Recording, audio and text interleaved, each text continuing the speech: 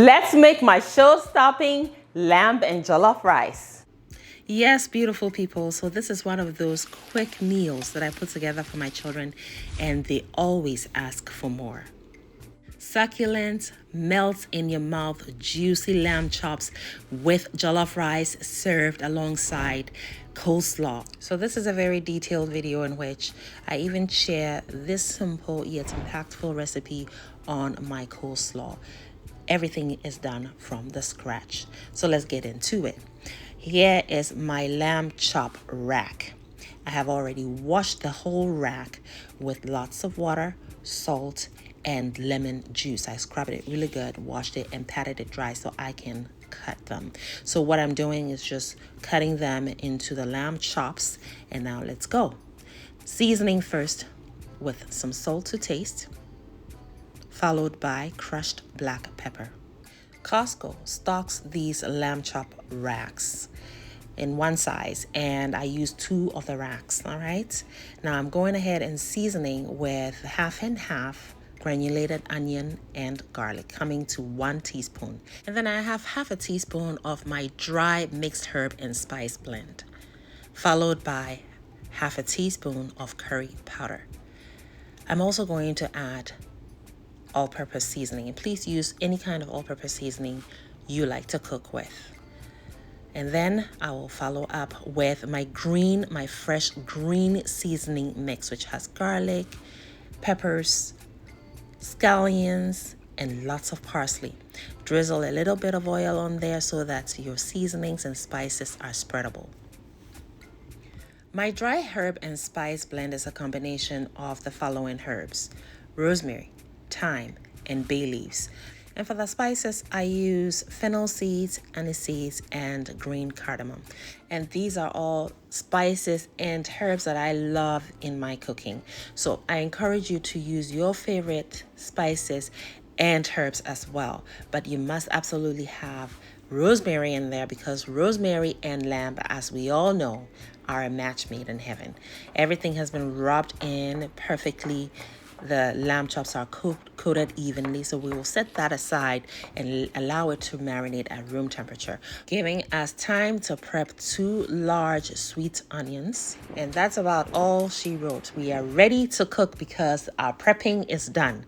So in our pot here, which we're going to cook our jollof in, I start with a shallow film of cooking olive oil, and then I pour in 2 handsful of my sliced onions. We're just gonna cook these until fragrant. That should take about a minute. Then you wanna go in with your salt and crushed black pepper. Salt to taste, of course, followed by my tomato-based all-purpose seasoning. And like I said, use whatever seasonings you like. I also added my combination of onion and garlic granules, curry powder, and the rest of my dry herb and spice blend. And this is really how I like to form that important foundational element in my jollof rice preparations. The base is everything, and this base right here has never failed me. I go in with tomato paste and I fry that into my onions, spices, and seasonings for an additional 5 minutes or so. Now, keep in mind that it helps to stir constantly once you've incorporated the tomato paste. This way, it is evenly distributed within the other contents in the pot. That way, it also cooks evenly for you. Now, I do have tomato stew already on hand, and I like to cook this in huge batches. I have shared several recipes on Anabis Kitchen. Now, my tomato stews, I make them in huge batches, portion them, and store them in the freezer. And they have been a lifesaver. They freeze well and they thaw quickly. And you can literally use them for anything. What you're looking at is broth that is a derivative from a stir fry I recently made. All right, so I made short rib cuts stir fry, and I had some left over. So yeah, I added some water to it, heated it up, and I made broth out of it. Now the vegetables you see in there, I'm not discarding. Just keep on watching it and you'll see how I used it. Nothing gets wasted in Anabis Kitchen, absolutely not. So yes, I've stirred that in, And I've covered the pot now and I've turned the heat down to low. I am going to keep cooking that for about 5 minutes. Now here is what I do with the stir fry vegetables. I chop them up. Vegetables are an essential component in the making of jollof rice because they offer sweetness and a depth of umami. Therefore, it will be criminal to throw these vegetables away. See how it's incorporated beautifully into the tomato stew, into your jollof stew. It's just perfect. Now cover and allow to cook on low medium heat for about 10 minutes. By which time the oil should now settle on the top, just as you see here. Now I'm gonna set the stew aside. It's ready to cook the jollof when I'm ready, and I'm not ready yet. So the next step in this preparation is my lamb chops. They have been marinating long enough, so let's cook them. A little bit of oil, cooking olive oil, and then some butter as well, because we want this to be nice and buttery. And yes, once the butter melts, the lamb chops go in, and you want to give them a slight press so that meaty part gets that good sear, all right, and that golden brown action. All right, you're going to cook this for about 3 to 4 minutes on each side before you flip. All right, allow 3 to 4 minutes before flipping. This way it'll sear well, keeping the juices in, and as you can see, no juices are running around. All right, and we are cooking on medium-high heat. This way you're locking all of those beautiful juices within the meat. All right, so they're not running around. Now I'm going to cook 3 to 4 minutes on this other side. And once I hit the 4-minute mark, I go in with some more onions, because to me, onions are not optional in this preparation. I love onions, so onions are a must here. And I also go in with some of the jollof stew I set aside.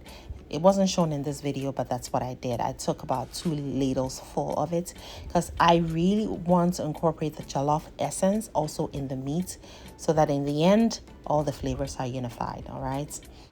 Also notice that I cooked my lamb in batches because the pan can only take so many of them at a time. You do not want to overcrowd the pan, because if you do so, then what will happen is not searing. It will be boiling. You will be making soup. Trust me, that's what will happen, and that's not our goal today. All right, so the next batch gets cooked, and so on and so forth. I hope you're enjoying the process. Just look at that. Oh, by the way, if you haven't given me a thumbs up yet, please do so, and look at these onions trying to fly out of no, get back in there. Yes, and that's my third and final batch. Looking good, looking good. At this point, we can't wait to. Not only my children can't wait, even I can't wait. So the rest of the onions I had left over, this is what I did with it. I sauteed it really quickly, went in with some garlic and onion granules, some salt, crushed black pepper, really simple. Just saute it really quickly, or pretty much stir fry it. And then I went in with my fresh green seasoning mix. Yeah, about 2 minutes is all I needed here, because I didn't want to throw these onions away. Why should I? I love onions. So yeah, they go onto the meat. More onion essence. You can't say no to that. It just makes everything better. Now I'm washing my jasmine rice. This is long grain jasmine rice. Washed it very well till the water is free of cloudiness. And then I pour it into my jollof stew. I'm ready to cook my jollof now. All right. So now I can give my jollof undivided attention. I don't like to cook jollof when I'm distracted with other things, so that's why I had to set that aside while I made the lamb chops. So now that's getting cooked. So stir your rice in there. Of course, clean the sides of your pot, throw the lid on, turn the heat down to medium. And be sure to cover your lamb chops with parchment paper and foil to keep it warm. Now, I also had some leftover meat from the stir fry. I chopped that up and incorporated it. It goes with the theme. And why throw it away? If I just let it hang out, it's going to end up in the trash. And I don't waste stuff, so no, not in this day and age. Now you want to throw the lid on, clean the sides of your pot as I did, and turn the heat down to medium, 5 out of 10.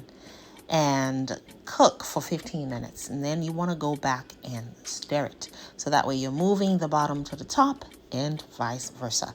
That's how you cook jollof. You don't just leave the rice in there and allow it to just do its thing. No, its thing is not going to do if you don't go in and stir it. You have to stir it. You have to help it to cook evenly. Otherwise, you'll have some crunchy rice bits within your jollof rice, which is an absolute no-no. Now, I moistened my parchment paper and crumpled it and then spread it out again over the jollof rice to catch the steam, because jollof cooks with steam.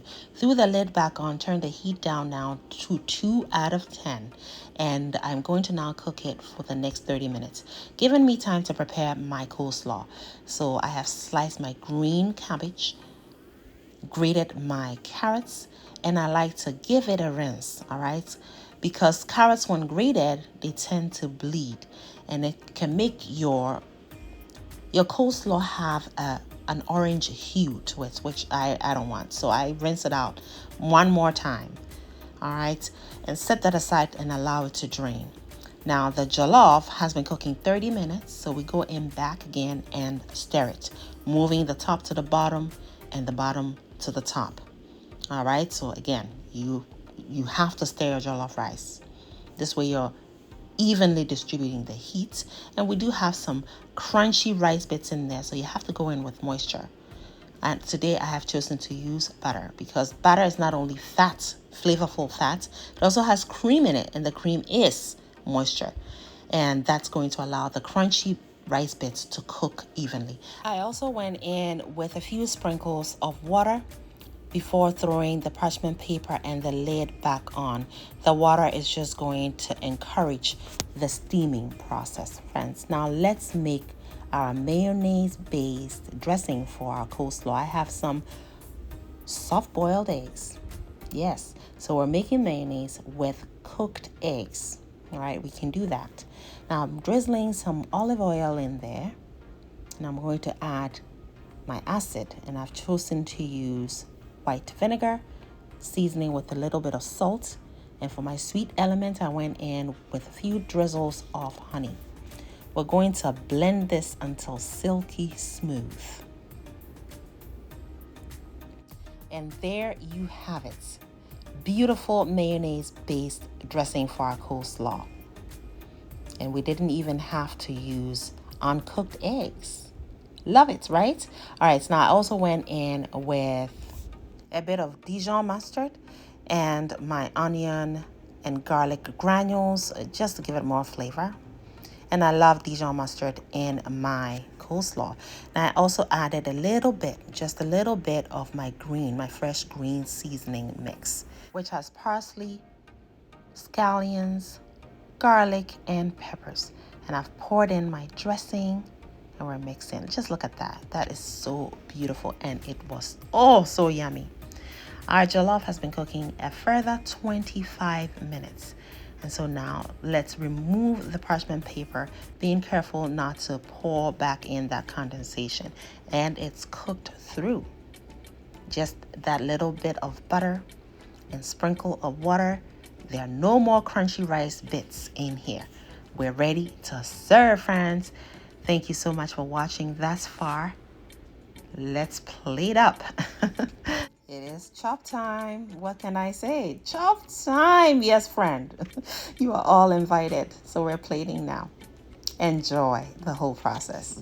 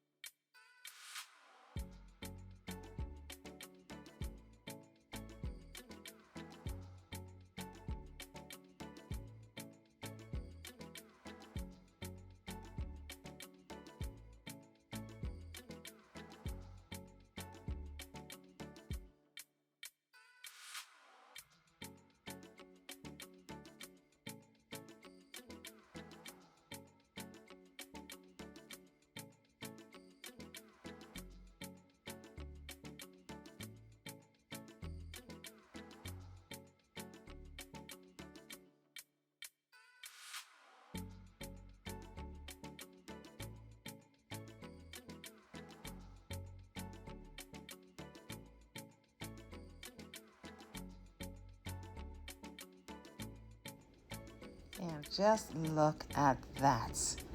Beautiful. This is also great party food, by the way, and I have served this at a party before, recently actually in New York, and the guests, they absolutely loved it. Even one of them was a Nigerian. Yes, indeed. Yes, so a Nigerian sister approved this jollof. I was so proud of me. Although, I'm not into that food because I don't believe good jollof is made by a country. It is made by a person. It's the recipe. It's the ingredients you choose. It's not the country. Yes, you will never find two people making jollof the same way. No way. All right, friends. So with that said, let's get back to business. Now look at this bite right here, baby. Yummy. Thank you so much for watching. I hope I have inspired you. Of course, I used a few tweaks here and there. Let's be real. I used a few tweaks here because I used some leftovers, but it still came out perfect. And I certainly hope that you enjoyed this video. Thanks again for watching and happy cooking. Make it a great day. And as always, have fun, especially in that kitchen.